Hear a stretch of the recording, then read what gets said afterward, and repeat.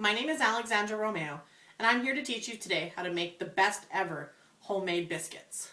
The key to my homemade biscuits is frozen butter. What that means is you're going to put your butter in the freezer about half an hour before you need to use it. Then you're going to take it and you're going to grate it.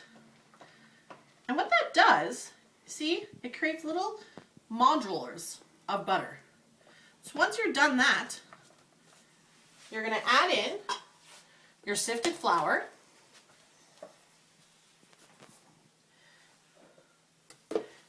your baking powder, quarter teaspoon of salt, and you're going to mix that in. All you're going to do now is slowly mix in your flour. And what you want it to do is to kind of create little crumbs in the flour, not so that the butter's all mixed in.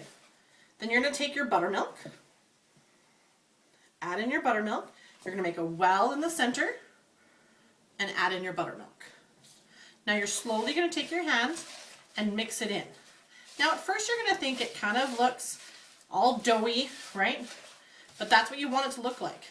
You want it to just be able to form through in your hands. Once you have it at that stage, what you're going to do is you're going to put it onto your board. You're going to take it, you're going to start kneading it. Take some of your flour, make sure it's spread around.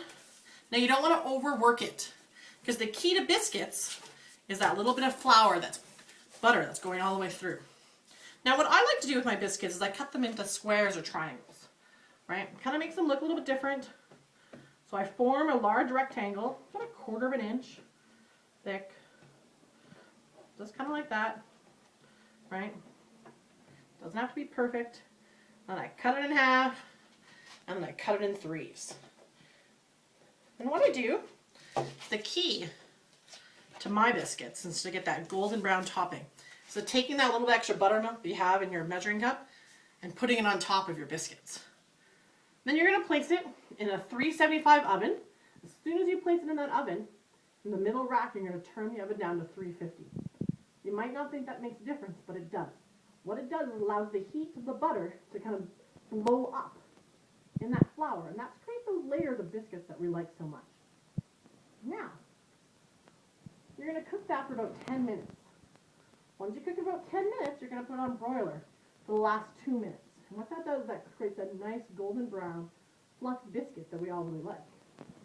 When they come out, they should look like this. See the bottom of the biscuit? Nice and brown. The key to a good biscuit is breaking it apart.